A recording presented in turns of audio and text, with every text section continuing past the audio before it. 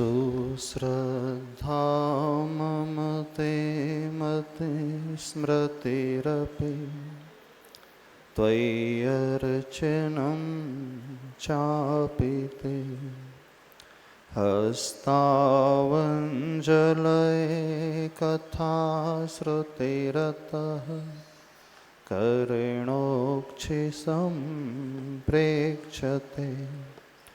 सस्तत्यां व्यसनं शिरो नतिपरं सेवे दृश्येन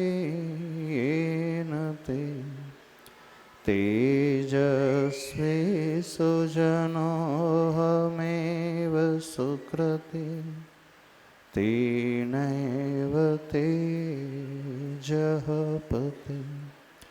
देवादिदेव अतिशयकारी श्री शांतिनाथ भगवान के जय हो।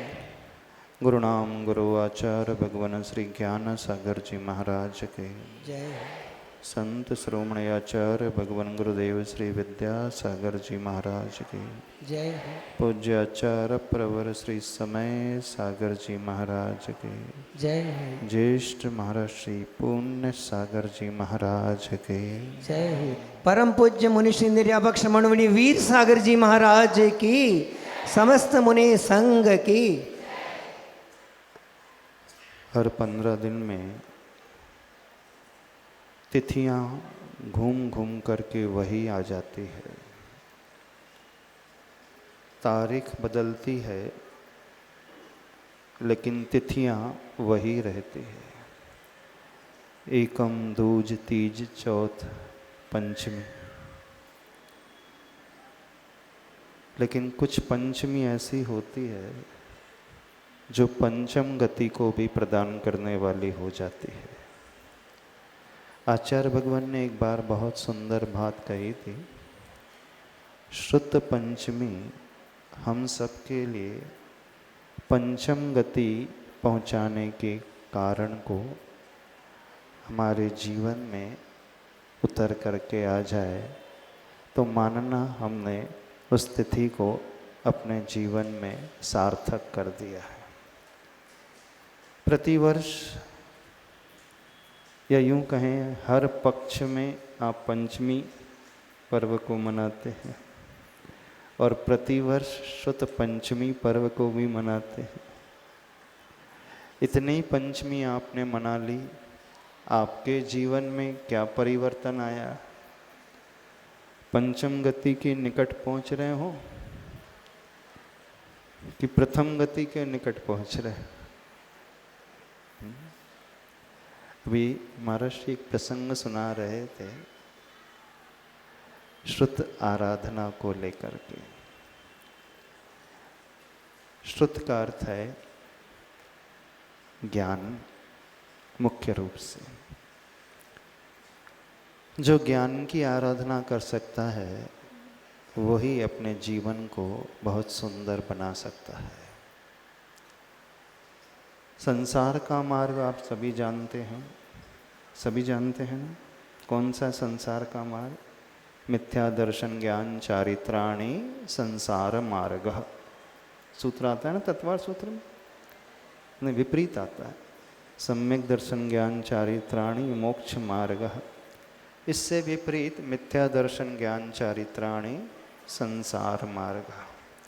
चूँकि सबका संसार अनादिकाल से चला आ रहा है तो नियम से वह मिथ्या दर्शन को ही मान करके चल रहा है, मिथ्या ज्ञान को ही ज्ञान की आराधना बनाया है और मिथ्या चारित्र को ही उसने अंगीकार किया है।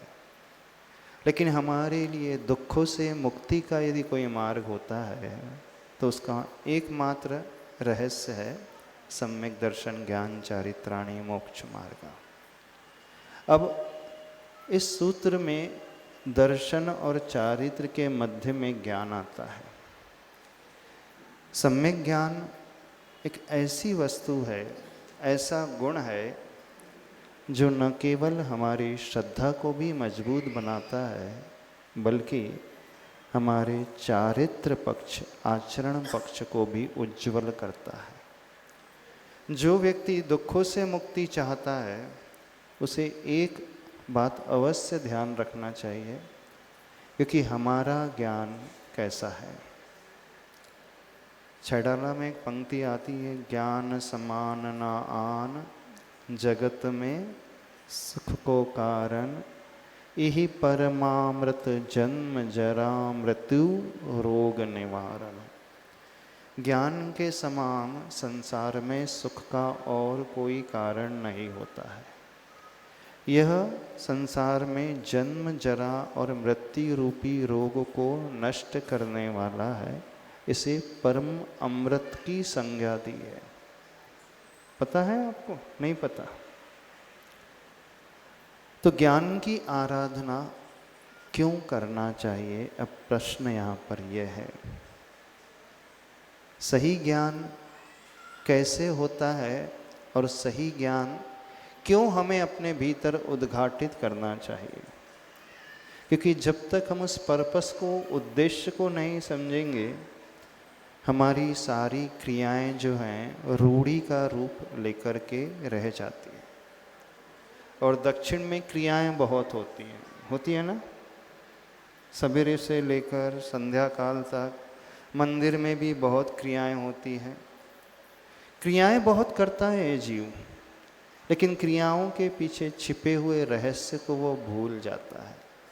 क्रियाएं आवश्यक है, लेकिन उससे अधिक आवश्यक उस उद्देश्य को समझना। तो क्या है उद्देश्य?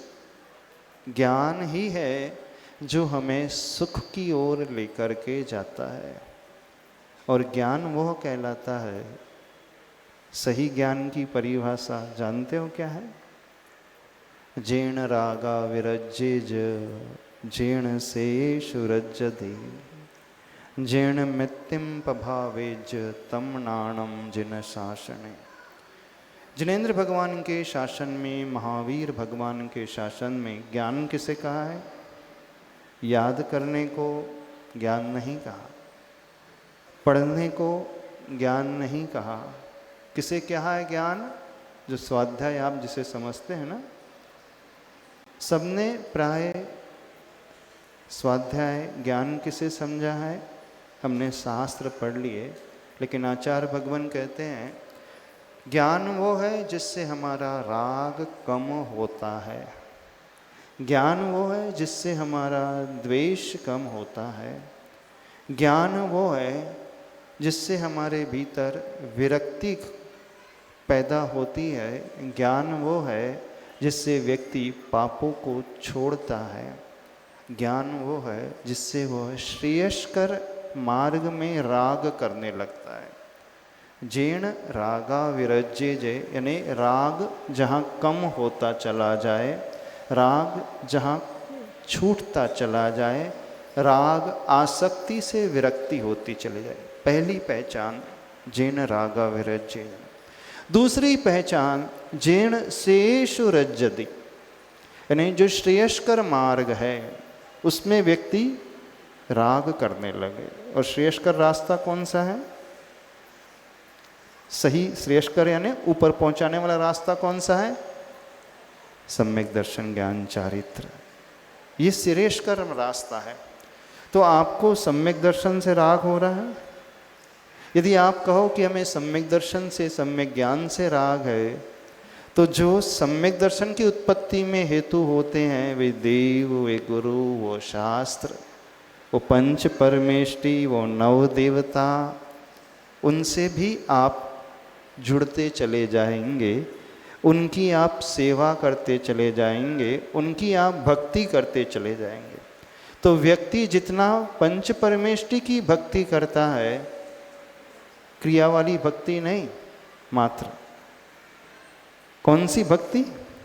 भक्ति की भी परिभाषा समझते हो क्या होती है?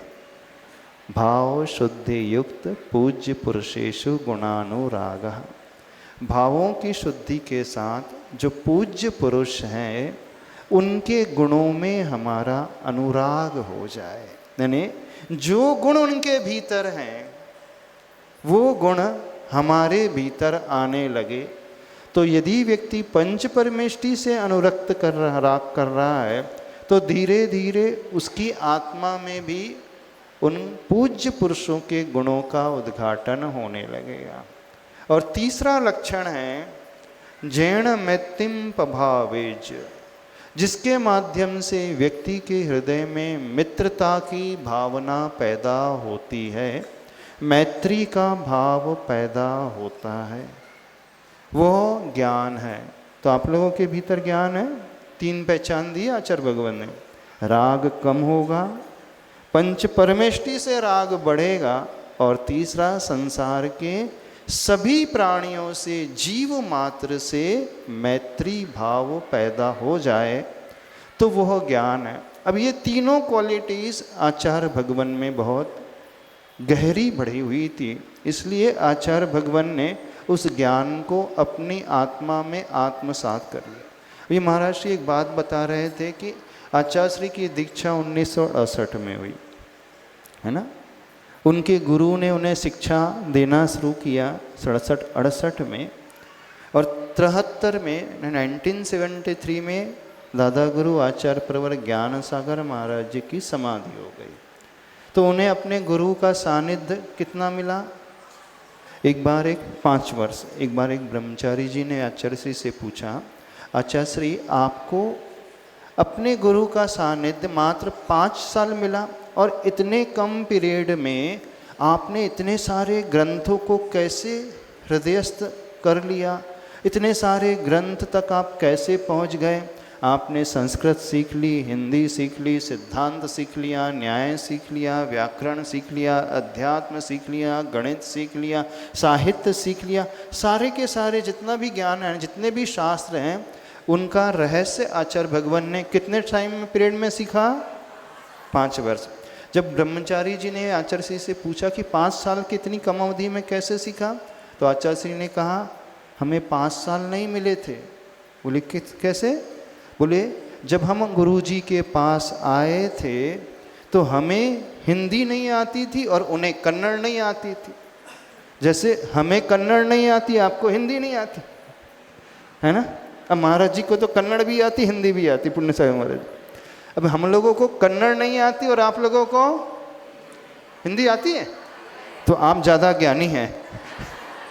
तो नहीं, आप लोगों को हिंदी आती है तो आप ज़्यादा ज्ञानी हैं। कम से कम आपको कन्नड़ भी आती है, हिंदी भी आती है, इंग्लिश भी आती है, तेलुगु आती होगी पास में है, और मराठी तो आती होगी कि बॉर्डर में हो।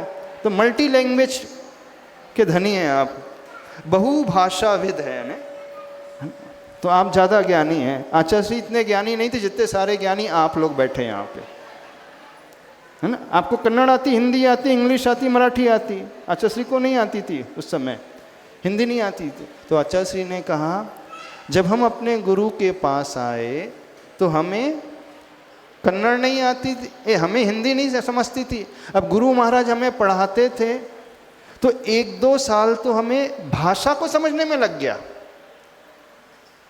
कि क्या वो कह रहे हैं, क्योंकि जब तक मीडियम सही ना हो, यानी भाषा का ज्ञान ना हो, तो किसी के भाव समझ में नहीं आते हैं। अब महाराज जी आधे घंटे तक लगातार स्पीड से कन्नड़ में बोलते हैं, हम सिर्फ उनके एक्सप्रेशन देखते हैं, हमें भाषा समझ में नहीं आती।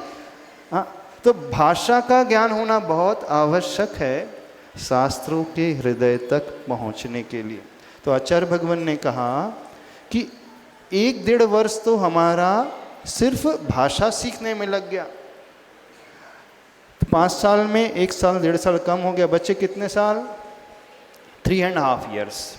बोले लास्ट का जो 1 साल था, हमारे गुरु का स्वास्थ्य खराब हो रहा था तो समाधि की तैयारी कर रहे थे, तो वो अंतिम वर्ष उन्होंने सब कुछ छोड़ दिया था, सिर्फ उनकी हम सेवा करते थे। तो उस समय उन्होंने अंतिम वर्ष में हमें पढ़ाया नहीं, तो 3.5 में से 1 वर्ष और माइनस कर दो, कितना बचा टाइम? बोले 2.5 साल। बोले लगभग हमें अपने गुरु का 2.5 से 3 वर्ष मिला। तो फिर भैया जी ने पूछा तो अच्छा श्री आपने 2.5-3 वर्ष में पूरा ज्ञान ले लिया? देखना, बड़े ध्यान से सुनना जो आचार्य भगवान ने उत्तर दिया। जो पीछे बैठे हैं ना, आवाज़ आ रही है हमारी? आ रही है आवाज़? भाव समझ में आ रहे हैं? क्या क्या हम बोल रहे हैं समझ में आ रहा है? तो आचार्य श्री ने जो उत्तर दिया सबके काम का है। यदि उस उत्तर को आपने बहुत अच्छे से समझ लिया तो गारंटी हम दे रहे हैं आप लोगों का जीवन भी बिल्कुल आचार्य श्री जैसा हो जाएगा। जैसे आचार्य श्री ने अपना कल्याण कर लिया, आचार्य श्री इतने महान बन गए, आप हर एक व्यक्ति उतने महान बन सकते हो। बस उस बात को ध्यान से सुनना। तो आचार्य भगवान ने क्या कहा, बोले 2, 2.5, 3 वर्ष तो बहुत अधिक समय होता है। यदि कोई व्यक्ति इस बात को मान ले तो 1 वर्ष गुरु के सानिध्य में रह कर के गुरु के सारे ज्ञान को प्राप्त कर सकता है। तो बोले क्या, कौन सी बात मान ले, कौन सी बात कही थी?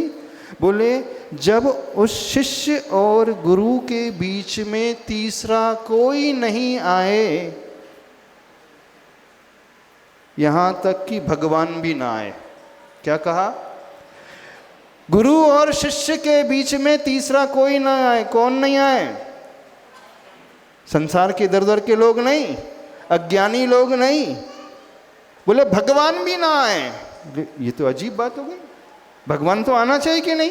हम भगवान की भक्ति करते हैं। तो आचार्य श्री ने कहा नहीं, जब हम गुरु के पास पहुंच रहे हैं पढ़ने के लिए, ज्ञान अर्जन करने के लिए, साधना को सीखने के लिए, तपस्या सीखने के लिए, चारित्र को अच्छा बनाने के लिए, तो जो शिष्य हो वो कैसा हो, उसे सिर्फ और सिर्फ गुरु ही नजर आए। 24 घंटा गुरु के अलावा कोई नजर ना आए। जब वो गुरु के पास गया तो भगवान को भी भूल जाए। यानी इतना समर्पण जब शिष्य का गुरु के प्रति आ जाता है तो 3 वर्ष तो बहुत अधिक समय हुआ। 1 वर्ष के टाइम पीरियड में वह शिष्य जो है गुरु से सारा ज्ञान प्राप्त कर सकता है, गुरु की सारी शिक्षा को प्राप्त कर सकता है, गुरु की साधना को प्राप्त कर सकता है। तो आचार्य भगवान ने अपने दादा गुरु ज्ञान सागर महाराज जी की ऐसी सेवा की, ऐसी भक्ति की, ऐसा समर्पण दिखाया कि उनके मन में सिर्फ आचार्य प्रवर ज्ञान सागर महाराज जी रहते थे और कोई नहीं रहता था। तब कहीं जाकर के इतने कम समय में सारा का सारा ज्ञान उन्होंने अर्जित कर लिया। बात समझ में आ रही है? नहीं समझ में आ रही है? आप जब भगवान के पास जाते हो, गुरु के पास जाते हो, तो गुरु तो कम, घर गृहस्थी ज़्यादा याद आती है ना। बच्चे हैं, दुकानदारी है, भोजन पानी है, ये जिम्मेदारी, वो जिम्मेदारी, यही याद आता है कि नहीं? क्यों राकेश जी, कौन याद आता है? बोले भगवान तो आते हैं, भगवान के साथ साथ बोले मल्टीटास्किंग चलता है महाराज जी हम लोगों का।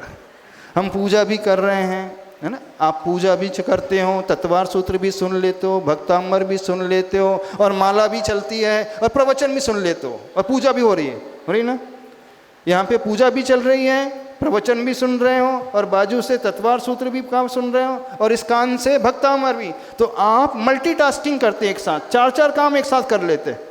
2 कान से 2 और 2 आंख से 2 और 1 मुंह, 5वां और हो गया। कितने हो गए? 5 कार्य एक साथ कर लेते हो। तो आप बहुत मल्टी टैलेंटेड लोग हो, बहुत एक्स्ट्रा ऑर्डिनरी लोग हैं, एक साथ इतने सारे कार्य कर जाते।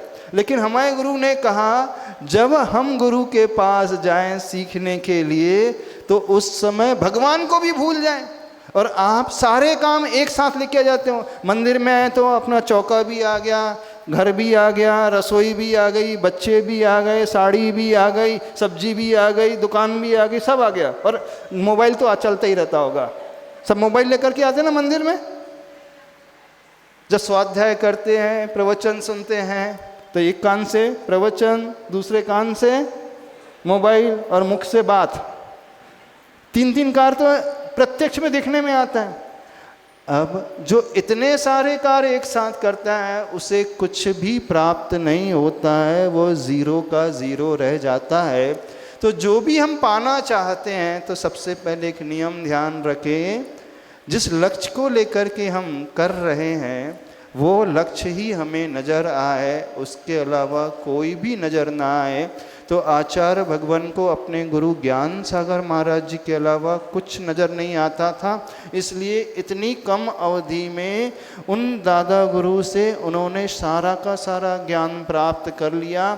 और ज्ञान ही नहीं प्राप्त किया, ज्ञान प्राप्त करने के पश्चात वह उनके आचरण में झलक करके आ गया, यानी उनका राग छूट गया और मैत्री भाव संसार के प्रत्येक प्राणी मात्र से, जीव मात्र से हो गई और गुरु के प्रति तो राग आ ही गया।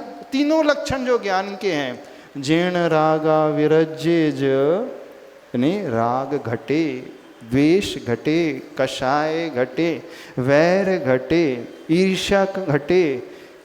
घटता है आपके मन में? आपके मन में तो और बढ़ता है, नहीं बढ़ रहा? सबके मन में बढ़ रहा है, राग बढ़ रहा है, द्वेष बढ़ रहा है। तो इसका नाम ज्ञान नहीं है। श्रुत की आराधना अथवा ज्ञान की आराधना करना चाहते हैं तो हम उस उद्देश्य, उस पर्पस को समझे। हमारा उद्देश्य शास्त्र पढ़ना बिल्कुल नहीं। अभी सबने नियम लिया ना स्वाध्याय का? कितने लोगों ने नियम लिया स्वाध्याय करने का? कितने मिनट? एक पेज पढ़ने का, अथवा कितने मिनट्स? 15 मिनट्स कि 40 कितने? 30 मिनट्स। हाँ, 30 निमिष 40 निमिष कितने? 15। ये तो बस इतने में आ गए। कम से कम 30 तो होना चाहिए। 1 तास। अच्छा, कितने का नियम है आपका? 1 घंटे का, किसी का हाफ एन आवर का, किसी का 2 पेज का, किसी का 3 पेज का। इससे कुछ नहीं होगा। तो नियम क्या होना चाहिए? मैं 15 मिनट, आधे घंटे स्वाध्याय करूंगा, मैं 2 पृष्ठ स्वाध्याय करूंगा, तो मेरी बुराई कम होना चाहिए, मेरी द्वेष की भावना कम होना चाहिए, मेरे राग का परिणाम घटना चाहिए। ये सही पर्पस कहलाता है। तो सही श्रुत की आराधना करने वाला वो व्यक्ति माना जाता है। अभी सब लोगों ने सिर्फ क्रिया को ही धर्म समझ लिया है। क्रिया आवश्यक है, नो डाउट। भगवान की पूजा, श्रुत की जिनवाणी की पूजा अष्ट द्रव्य के माध्यम से होना चाहिए, लेकिन पूजा करने के साथ साथ ये भी भाव आना चाहिए, हम पूजा क्यों कर रहे हैं, आप पर्व क्यों मना रहे हो। यहाँ पर क्यों आए सभी लोग आज? महाराज जी ने बुलाया, इस कारण आ गए। क्यों आए? श्रुत पंचमी पर्व मनाने के लिए। क्यों मना रहे हो? हर साल मनाते हो? हर साल ऐसे नहीं मनाते। कैसे मनाते हैं? आराधना कर लेते हैं। इस साल क्या किया आपने? एक एक्स्ट्रा कार्य और किया, शोभा यात्रा निकाली, बहुत अच्छा कार्य किया। इसके अलावा क्या किया? उसके अलावा सबसे इंपॉर्टेंट चीज जो है, आपके भीतर जो जो कमियां हैं, यानी आपकी वीकनेसेस जो भी हैं, और सबके भीतर बहुत सारी वीकनेसेस रहती है, ऐसा कोई भी नहीं है कि जिसके भीतर कमियां नहीं हैं।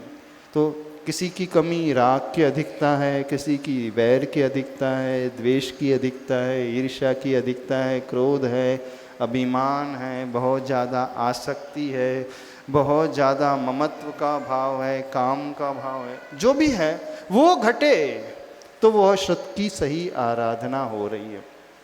घटे ही नहीं, सही पंच परमेष्टि से अच्छे से व्यक्ति की राग की भावना बढ़े और प्रत्येक जीव मात्र से वो मैत्री भाव, जगत में मेरा सब जीवों से नित्य रहे। आप सबका मैत्री भाव संसार में सबसे है, बस 4 को छोड़ करके। एक दो नेबर है, पड़ोसी है, और घर की ननंद है, और घर की सासू है, उससे नहीं है, बाकी सबसे है ना? है ना? एक पड़ोसी है, उससे मैत्री भाव नहीं है, और सासू से नहीं है, और बहू से नहीं है, और ननंद से नहीं है, बाकी सबसे मैत्री भाव है ना? तो 99.999% तो सबसे मैत्री भाव है, बस 0.0004% जो है मैत्री भाव नहीं है। इतना ही है ना? सबका ऐसे ही है ना? ऐसे ही है? हाँ, बिल्कुल ऐसे ही है। तो वही तो छोड़ना है जिससे द्वेष का भाव है, वैर का भाव है, वो छूट गया तो सच्चा ज्ञान आपके भीतर आ जाए, तो ये उद्देश्य कहलाता है। बस इस उद्देश्य को लेकर के जब आप शास्त्र खोलोगे, चाहे भक्तामर पढ़ो, चाहे श्रेणिक चरित्र पढ़ो, चाहे पद्म पुराण पढ़ो, चाहे रत्नकरंडक श्रावकाचार पढ़ो, चाहे इष्टोपदेश पढ़ो, चाहे द्रव्य संग्रह पढ़ो, चाहे कर्मकांड, जीवकांड, तत्वार सूत्र, अथवा अन्य कोई भी प्रथमान युग का ग्रंथ पढ़ो, वो प्रथमान युग की कहानी उस चरित्र के नायक की कहानी ना हो करके वो आपकी कहानी हो जाए। भले ही आप पद्म पुराण पढ़ रहे हो, लेकिन उस पद्म पुराण में अपने आप को रख करके देखना, उस कैरेक्टर की जगह। यदि मैं उस जगह होता तो मैं कैसा रिएक्ट करता, मैं कैसे भाव पैदा करता, तो फिर वो प्रथमान युग आपका अपना ग्रंथ हो जाएगा, वो शास्त्र आपका अपना हो जाएगा, अर्थात वो शास्त्र की पंक्ति आपकी आत्मा की पर्याय बन जाएगी। जब तक ये जिनवाणी की पंक्ति हमारी आत्मा की पर्याय नहीं बनती है, तब तक वो शास्त्र स्वाध्याय ज्ञान की आराधना नहीं कहलाती है। ये जिनवाणी की पंक्ति तो भी कागज की पर्याय है। काय की पर्याय है? कागज की पर्याय है ना। ये पेपर है वाइट, और वाइट पेपर में ब्लैक इंक से लिखा है, तो काय की पर्याय है? पुद्गल की पर्याय है। इससे कल्याण नहीं होता। कल्याण किससे होता? इस जिनवाणी का स्वाध्याय करने से वो हमारे हृदय की पर्याय बन जाए, तो ये ग्रंथ हमें आत्मसात हो जाएगा। बस आचार्य भगवान ने यही कार्य किया था। अपने गुरु ज्ञान सागर महाराज जी से जो भी सीखा उसे आत्मसात कर लिया, अपने हृदय की पर्याय बना लिया। इसलिए मात्र 2-3 वर्ष में सारे के सारे प्रथमान युग, कर्णान युग, चरणान युग, द्रव्यान युग ग्रंथों का सार उनके हृदय में आया। वो ज्ञान ही नहीं बढ़ा, अज्ञान का नाश ही नहीं हुआ, राग द्वेष का नाश ही नहीं हुआ, बल्कि उन्होंने चारित्र को एक चरम सीमा तक पहुंचा दिया, ने समता के शिखर तक पहुंचा दिया, उस समाधि के शिखर तक पहुंचा दिया। ये सही आराधना कहलाती है। तो आज आप सबको एक नियम देना चाहते हैं, लेना चाहते हो? कौन सा नियम रहेगा? जब भी शास्त्र पढ़ो, शास्त्र पढ़ने के पूर्व यह सोचना, इसे पढ़ करके मैं अपने जीवन में क्या चेंजेस लेकर के आऊँगा। लोगे नियम? 2 पेज पढ़ूं अथवा 15 मिनट पढ़ूं अथवा 30 मिनट पढ़ूं अथवा 1 घंटे पढ़ूं, भले ही मैंने आधे घंटे 1 घंटे पढ़ा, 1 घंटे जब शास्त्र स्वाध्याय पूरा हो तो मेरे भीतर क्या चेंजेस आए, यानी वो चेंजेस आना चाहिए, राग द्वेष की हानि होना चाहिए, समता की वृद्धि होना चाहिए और मैत्री की भावना होना चाहिए। तब यह पंचमी, शुद्ध पंचमी सबके लिए पंचम गति तक पहुंचाने वाली हो जाएगी। बस यहीं से कल्याण शुरू होता है, यही कहना चाहते हैं, ज़्यादा नहीं कहना चाहते हैं। हुबली में आए 3 दिन हुए, लेकिन आप सबका उत्साह बहुत गजब का उत्साह है। भक्ति तो है आप लोगों की पंच परमेष्टि के प्रति, एक भाव तो, एक लक्षण तो आप में घटित हो रहा है ना? ज्ञान का लक्षण घटित हो रहा है। जीर्ण श्रेयेषु रज्जति, श्रेयस्कर में राग है, लेकिन अभी वो अधूरा है, ये क्रिया वाला है, विवेक वाला होना चाहिए, यानी अच्छे से उनके गुणों के प्रति अनुराग हो जाए, बस यही भावना है। तो जो गुरुदेव ने कहा था, याद है हमें, जब वो पंचमी आई थी, शुद्ध पंचमी, तो आचार्य भगवान ने कहा था, बहुत विरले जीव होते हैं ऐसे, वो शुद्ध पंचमी अपने जीवन में पंचम गति का कारण बना करके आगे बढ़ जाते हैं। तो यही कहना चाहते हैं, हर एक मनुष्य, हर एक जीव के भीतर यह शुद्ध पंचमी, जहाँ सिद्धांतों ग्रंथ की रचना हुई थी और उसी के माध्यम से आज मोक्ष मार्ग की प्ररूपणा चल रही है। इतने बड़े साधक, इतने सारे साधक मुनि महाराज हमें दिखलाई दे रहे हैं। वो सैद्धांतिक ज्ञान को लिए हुए, कसाय पाहुड़ आदि के ज्ञान को, सटखंडागम के ज्ञान को लिए हुए और आत्मा की पर्याय बना करके अपने राग द्वेष को कम कर रहे हैं। आप भी शक्ति के अनुसार यथा सामर्थ्य अपने जीवन में अपनी कमियों को थोड़ा सा कम कर सकें। बोलिए संत शिरोमणि आचार्य भगवान गुरुदेव श्री विद्यासागर जी महाराज की जय। और एक बात और कहना चाहते हैं, कल मॉर्निंग में 6 बजे कुछ महाराज जी लोग यहाँ के सेंट्रल जेल में जाएंगे प्रवचन करने के लिए। बड़े महाराज जी भी जाएंगे उनके साथ, वहाँ जेल के कैदियों को संबोधन देने के लिए जाएंगे। जब हम लोग बीजापुर में थे, बीजापुर के सेंट्रल जेल में भी गए थे वहाँ संबोधन देने के लिए, और बहुत बड़ा परिवर्तन उन अपराधियों के भीतर आया। आचार्य भगवान के आशीर्वाद से कंप्यूटर प्रशिक्षण केंद्र का उद्घाटन हुआ, मेडिटेशन सेंटर का उद्घाटन हुआ। तो ऐसा ही कुछ प्रयास करेंगे, क्योंकि आचार्य भगवान हमेशा सही धर्म जो है, सक्रिय धर्म मानते थे, हृदय परिवर्तन को मानते थे। उनके आशीष से कई देश के कई डिस्ट्रिक्ट सेंट्रल जेल में बहुत सारी योजनाएं चल रही हैं, हथकरघा जैसी योजनाएं। खूंखार से खूंखार कैदी जो आजीवन कारावास भोग रहे हैं, उन्होंने भी उस रोजगार को प्राप्त किया और जीवन भर शाकाहार को अपनाने का संकल्प लिया और समाज की मुख्य धारा से जुड़ कर के कार्य करने का संकल्प लिया। तो इसी भावना को ध्यान में रखते हुए कल कुछ महाराज जी उस जेल में जाएंगे और उन कैदियों के लिए संबोधन देंगे। उद्देश्य एकमात्र यही कि धर्म सिर्फ मंदिर तक सीमित ना रहे, हृदय परिवर्तन का एक निमित्त बन जाए। जय बोलो परम पूज्य निर्यापक श्रमण मुनि वीर सागर जी महाराज की जय। देखिए